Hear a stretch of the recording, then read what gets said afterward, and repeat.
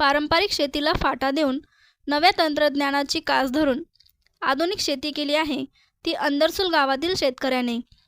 येवला तालुक्यातील अंदरसूल गावातील शेतकरी हरिभाऊ सोनवणे यांनी बांबूच्या शेतीत आंतरपीक म्हणून पेरूची बाग निर्माण केली आहे। या शेतकऱ्याने राज्यातील पहिला सेंद्रिय शेतीचा प्रयोग यशस्वी करून दाखवला आहे।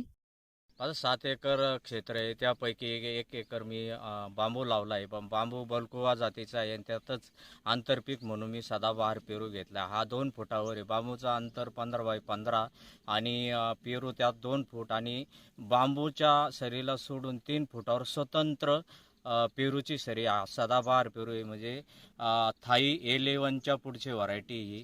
हे रोप मी 70 रुपयाला आणलं होतं आणि याचे 2000 झाडं बसले या क्षेत्रात। आता पेरू 7व्या महिन्यात पेरू चालू झाला आहे। दसऱ्यापासून मी पेरू सुरू केले। आतापर्यंत 7 ते 8 कॅरेट निघाले। एका कॅरेटमध्ये 20 किलो बसतो आणि सेंद्रिय पेरू असल्यामुळे 100 रुपयाच्या खाली पेरू गेलेला नाही। म्हणजे मागणी पण तेवढ्या प्रमाणात आहे। मी जेवढं माल काढतो तेवढा माझा खपतो आणि नाशिकलाच मी हा पेरू विकलेला आहे आणि घरगुती पद्धतीने जातो। या सेंद्रियसाठी जीवामृतचा प्लॅन्ट उभारला आहे मी।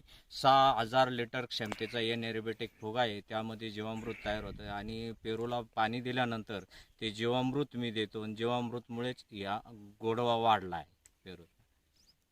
साईज्योती मूळव्याध हॉस्पिटल आयुर्वेदिक औषधोपचार, क्षारसूत्र इंजेक्शन व व्हेसल सीलर जर्मनी लेझर मशीनद्वारे उपचार, डे केअर सेंटर, ॲडमिट राहण्याची गरज नाही, मेडिक्लेमची व्यवस्था, स्त्री रुग्णांसाठी स्त्रीरोग तज्ज्ञ, ठिकाण धारणगाव रोड कोपरगाव, संपर्क डॉक्टर तुषार गलांडे, डॉक्टर काजल गलांडे।